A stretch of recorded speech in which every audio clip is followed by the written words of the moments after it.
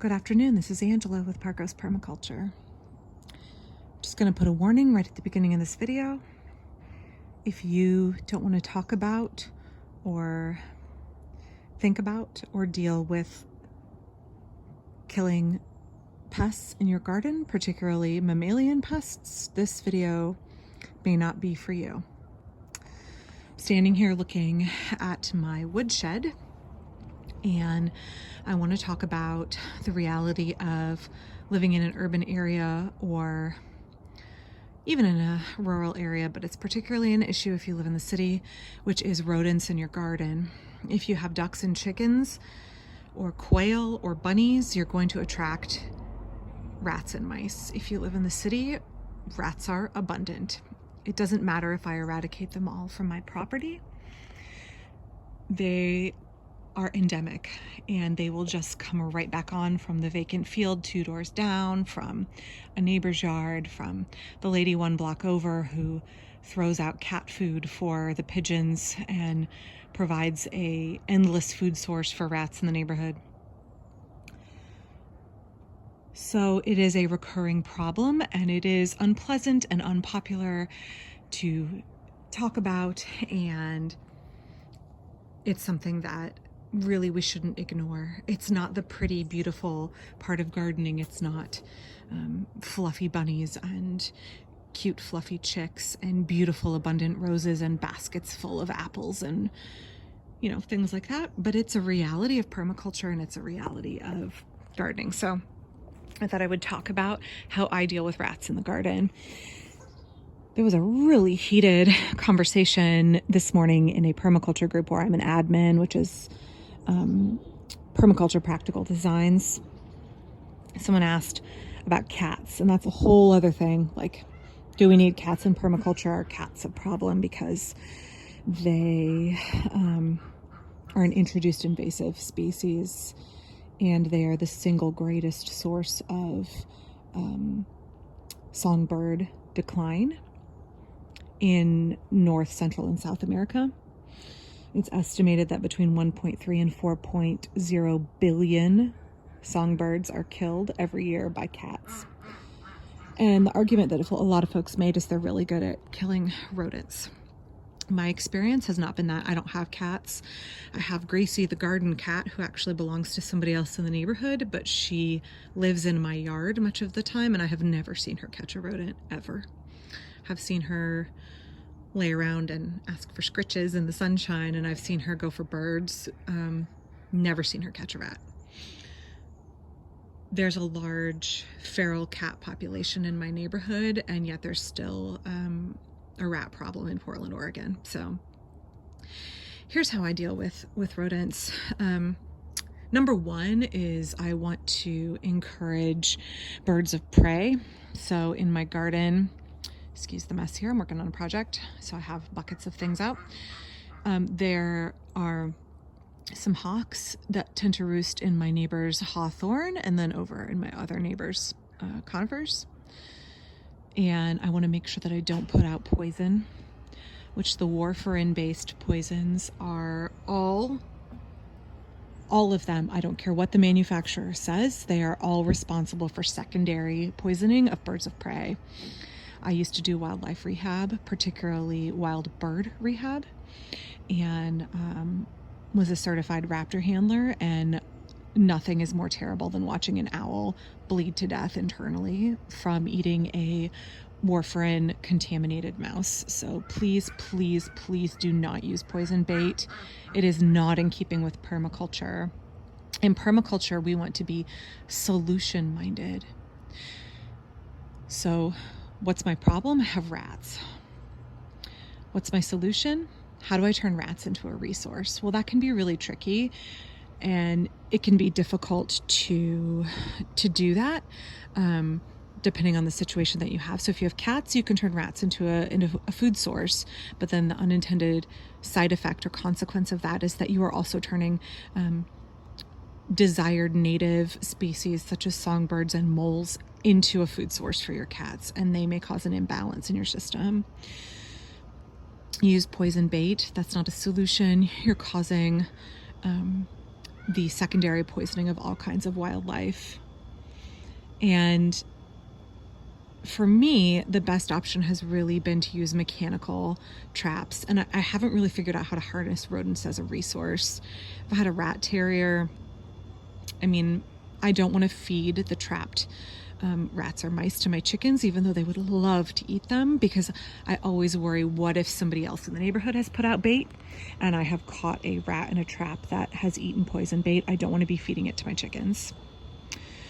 My solution at the moment is basically bury them in the garden and let them become fertilizer for the trees. So back to how I catch my rats. I don't want to say my rats. Portland's endemic rat population, where we live, are Norway rats. So they do not carry the fleas that carry bubonic plague, just so you know. I use claw traps. Like I said, I use a mechanical process, and I want to talk you through my tips for how I do that. So I'm over here by the shed because rats really love any kind of pile of wood. If you have a wood shed or any kind of place where they can hide, right? I've talked in the past about how they love a warm compost heap in the winter. Any pile of debris, they will love to nest under there. So hallmarks of having rats would be, obviously, they are going to leave holes, right? So here's what I noticed over here.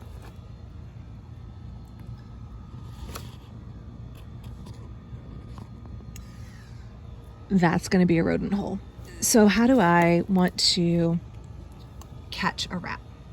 I've heard folks say claw traps don't work, and they work fantastically well. Here's two that are on the market. This one is from the Home Depot, and this one I got on Amazon. They both work equally well, and things I really like about claw traps: snap traps are scary to set, the old-fashioned paddle traps. These are really easy to set, and also you can reuse them many, many, many times before they break. So yes, they are plastic, they're actually recyclable, but you can use them dozens of times before they break and need to be disposed of. Glue traps are completely inhumane and cruel. Folks might argue that snap traps are cruel. I have only a couple of times had to dispatch a rat that was caught in a snap trap. Most of the time it kills them very quickly. I will say I have twice in the history of using snap traps caught things that were not rats or mice.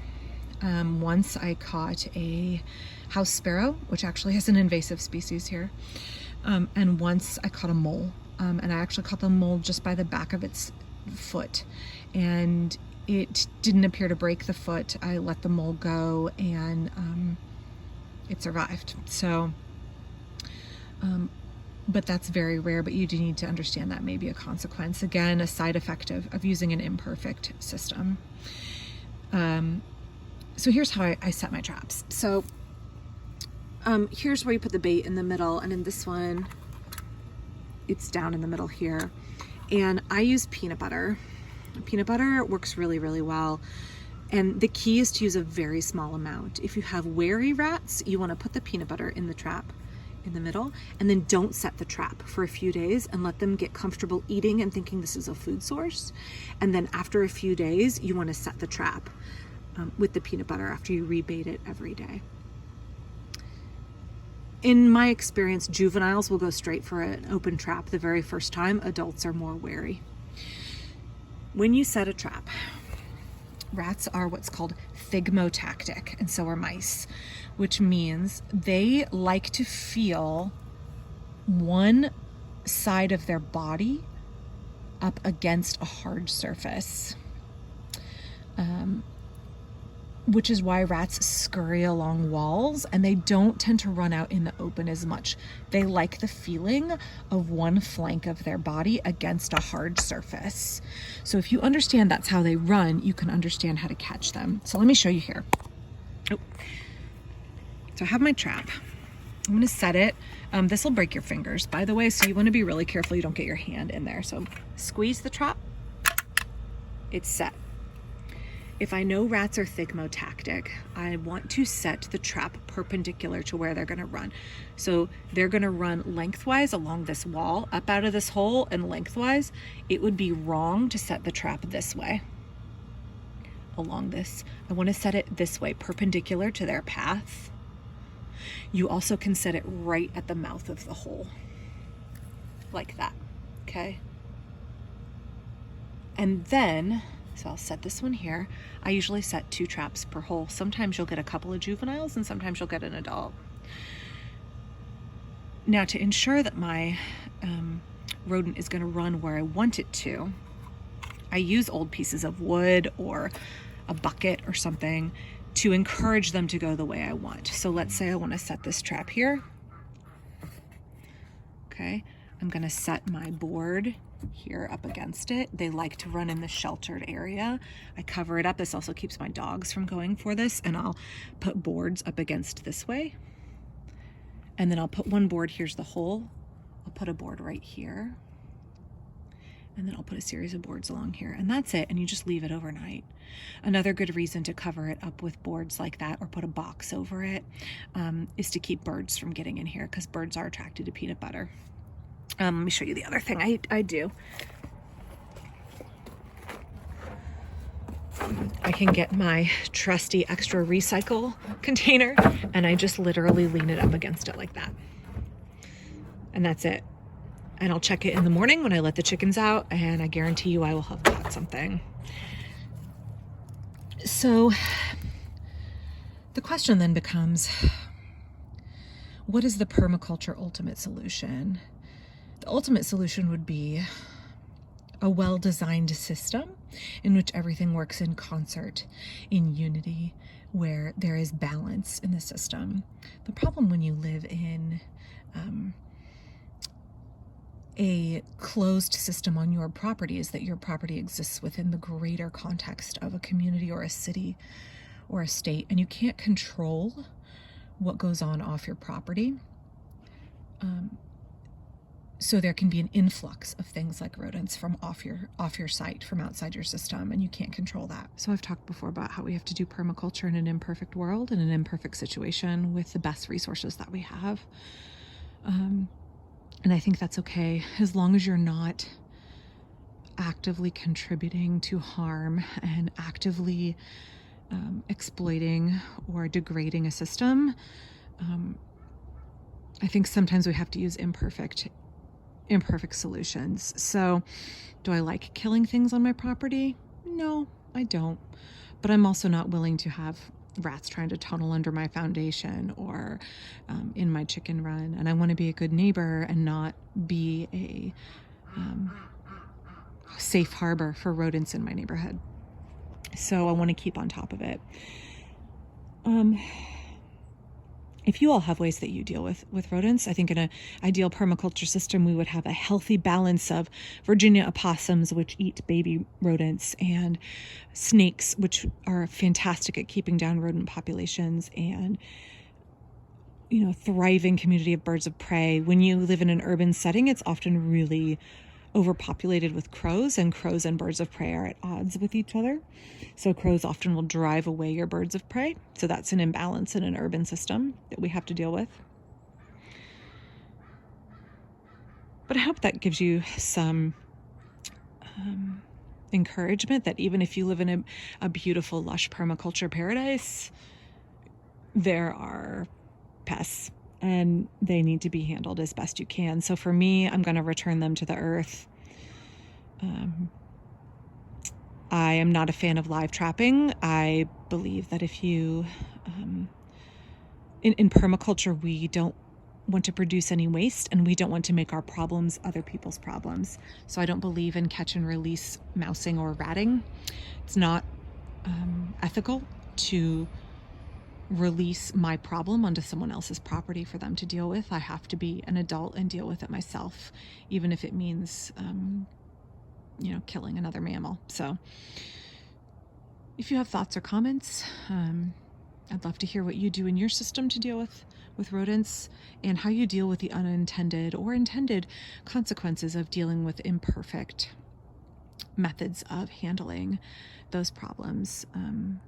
How do you deal with the fact that your cats are killing songbirds and that it's a significant problem globally? How do you deal with the fact that you don't feel okay with killing rats? How do you deal with the fact that when you have poultry, they're naturally going to attract rodents? What are the good, truly permaculture-based solutions? I'm doing the best I can here. So I'm going to set these traps, get back to gardening, and I'll see you soon.